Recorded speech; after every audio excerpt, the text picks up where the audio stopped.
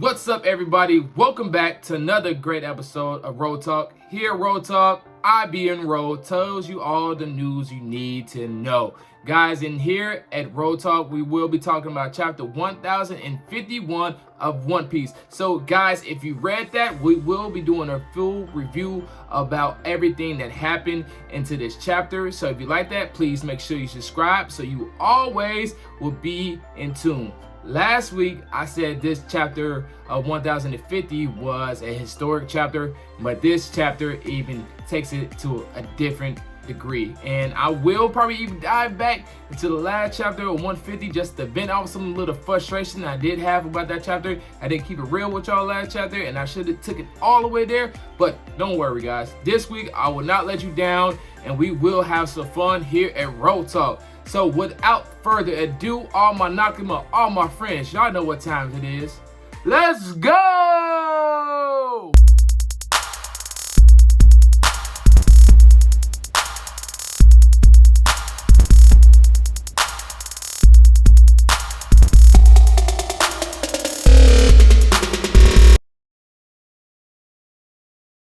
So guys, it's finally confirmed that Kaido and Big Mom are officially out of the fight and out of the war of Wano. And last week, I didn't keep it a buck with you guys. It really bothered me the way that Kaido went out. Not Big Mom per se. Big Mom was doing a little bit, and she had two people that was going against her. I can see her going out in that type of fashion. But it was just the fact that how Luffy defeated Kaido. It really bothered me. Kaido should have probably had one more attack left in his sleeve, and Luffy did some brand new attack that we never seen or never could imagine him do, and he did it. Like, grabbed the lightning bolt and just chucked it at Kaido, and it was some type of, I don't know, some crazy thing, Gear 4 Snake Man lightning bolt attack or something so weird like that. But we just have a big fist punch, and Kaido went all the way down into the center of the earth in eruption. The eruption was cool, but everything, the punch what Luffy did, it just never gave me that chilling feeling like I got when Luffy fought Rob Lucci. That feeling like you wanted Luffy to keep going in every little punch that Luffy was doing at his final attack to get Rob Lucci out. You felt it. You was there with Luffy, and then the music behind it just gave you that feeling. And I did not get this feeling here with Kaido. It just felt like another villain that Luffy fought. It wasn't significant at all. But all the things Luffy was doing prior to that, that was amazing. Everything from going to super gigantic form all the way to grabbing lightning bolts. That was all great. But the final finishing move blast, I did not like. But guys, we're not here to talk about last week's chapter. We are here to talk about this week's chapter, 1051.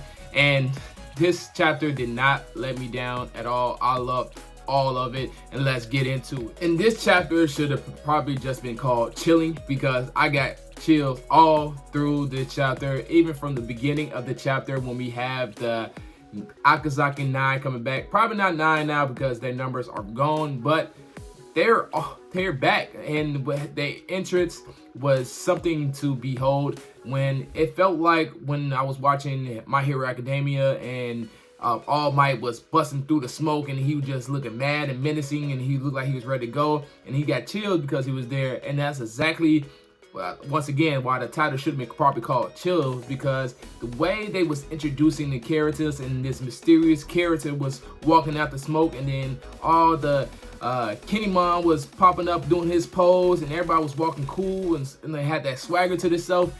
That was a beautiful introduction, especially for all the people at Wano was looking forward to their return. It was just, you can feel it. You was there with everybody there, and it was just a great detailed, oriented panels that we had here, and it was just perfectly executed by Oda.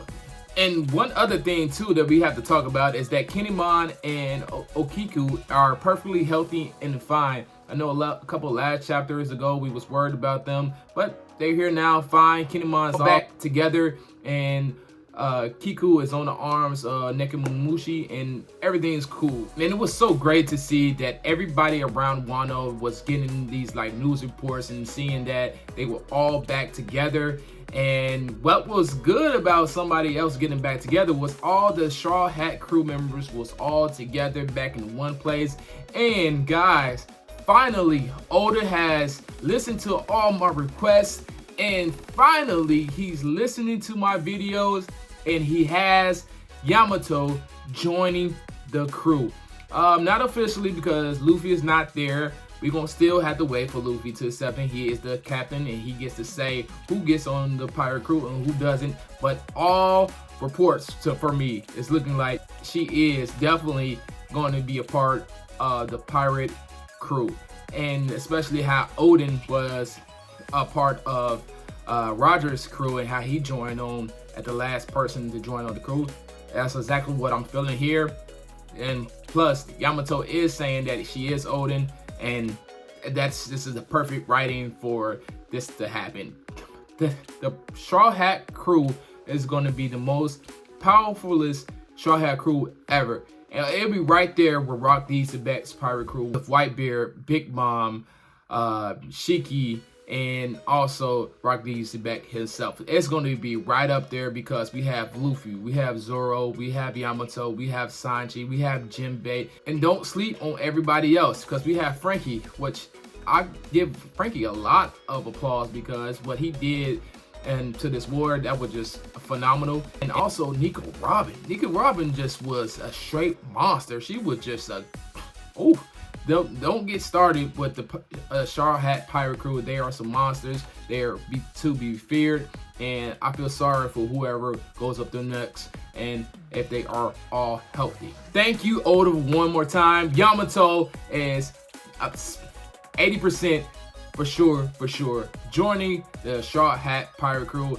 If she doesn't join, Luffy says no, I believe she will still sneak on board and does the whole Odin a gag thing when he was having to be into water for a long period of time and then finally jumped off to save his wife. So it's gonna go something like that. It's gonna go two ways, but for sure she's gonna get on the crew, and I'm happy about that. And I'm thank you. Yamato is part of our Nakamas. The last thing about Yamato, we have, I think it's really kind of confirmed now. You probably heard me before saying she now instead of he. And the only reason why I'm saying that is not to be disrespectful or anything like that. It's because my boy Sanji and Brook, how they acted when they heard Yamato was joining the crew. They have those heart eyes popping up. They was loving it. And you can see Sanji started to, wag his tail like a little dog that he is. And I think that's confirming because Sanji is all about his girls and he loves his girls that's on the pirate crew, and he's excited. So is Brook. I'm waiting for Brook to say his famous line, and pretty sure he probably will say that to her. And reason why I'm saying her is because Sanji does not fool around with that other stuff. Remember when Sanji was on that one island and he wasn't feeling none of those people that was on that island? So that is kind of centered around that type of way. That's what I'm picking up from it. Comment down below how you feel about Yamato joining the pirate crew, and also how you feel how Sanji interacted with Yamato, because I said that from day one, that if Sanji has these hard eyes popping at Yamato, you already know what it is. And I'm pretty sure now Sanji has cleared it up for me that Yamato is officially a girl. She just likes to be called Odin, like a girl nowadays would be like to be called Spider-Man. She just likes that character and likes to portray that character. And we got a deeper look on Otama's powers, and Otama says that after a month or so after she used her powers on somebody, then her powers start to wear off, and then only if the person really liked Otama, that person will continually to serve Otama. And it looks like Horselina probably will definitely be more of a person that serves Otama later on after the powers wears off, because Otama is calling Horselina a mom, and that was just a beautiful sight to see how Horselina was, really her heart was just going out to Otama. And We also see Nami too, which Nami is always like a big mom of the pirate crew, and how she loves the kids. And you can see her had a little moment too there, that is hearing those words, that she was just happy that Otama is finding like another mom, especially all the stuff Otama has been through. And we're gonna get into a little bit of that in a second. Real quick, before we start talking about that mysterious character that was walking through the smoke, we have a picture of Zoro and Luffy lying beside each other, and they're completely wiped out and they're still sleeping.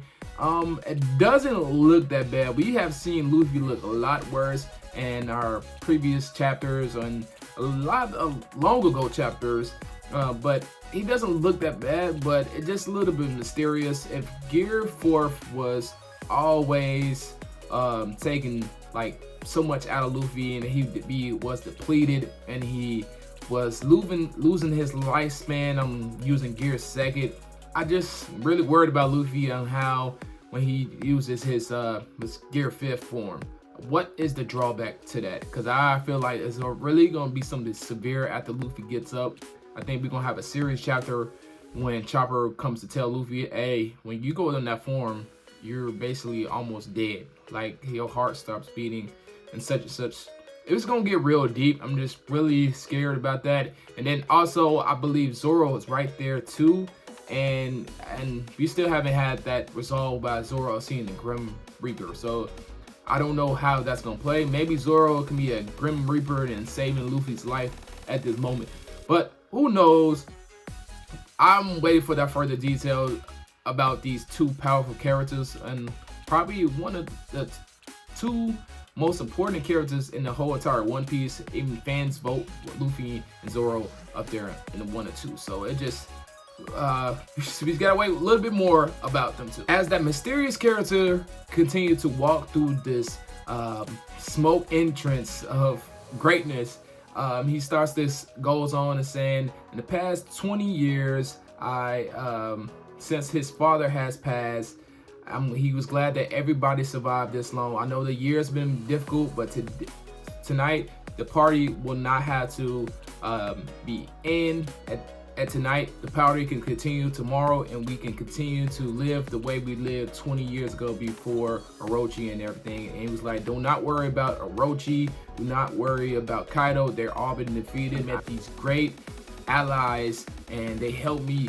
with this fight. And you can just feel the chilling effect about that. And then we can see flashbacks on how Luffy came to tell Otama that she would never have to worry about eating again, and especially since Ace, it's just like Luffy came and delivered with his promises. And then we also see a little bit more about Otama, and I got a little emotional, honestly, watching reading Otama backstory, how one day she just woke up, and then they was like, who's gonna tell Otama this sad news that both her mom and dad died in those slave factories?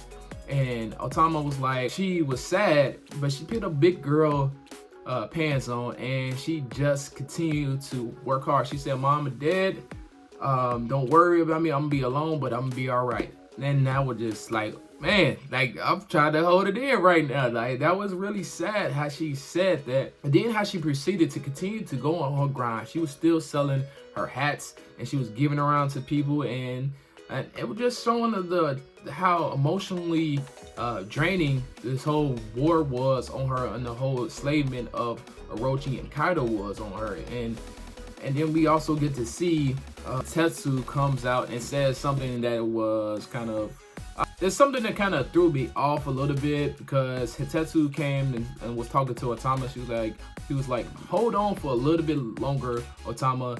The samurais and some powerful allies will come and to vanquish these ogres for good. I don't know if that's really classifying Kaido as an ogre, or is that saying that they were just animals, or that kind of type of creature. Those people are ogres type of creatures that, you know, just acted like ogres. And that smoky character that was transitioning from the clouds, it was none other than Momonosuke. And Momonosuke is not acting like the baby that he was like 4 or 5 chapter ago. Oh no, I can't do this and all that. He is like, those couple hours that he spent in that war has made him grow tremendously. It feels like a whole, like he really jumped 20 years in advance with his new transformation of his body, and he is just swagged out. He said, "My father gave me the name that means invincible. Under my rule, this tortured and ruined lands would turn into a paradise on earth. Lend me your strength and let us work towards this end together. I have traveled 20 years to save you all from this day on. I, Kozuki Momonosuke, will lead the land of Wano."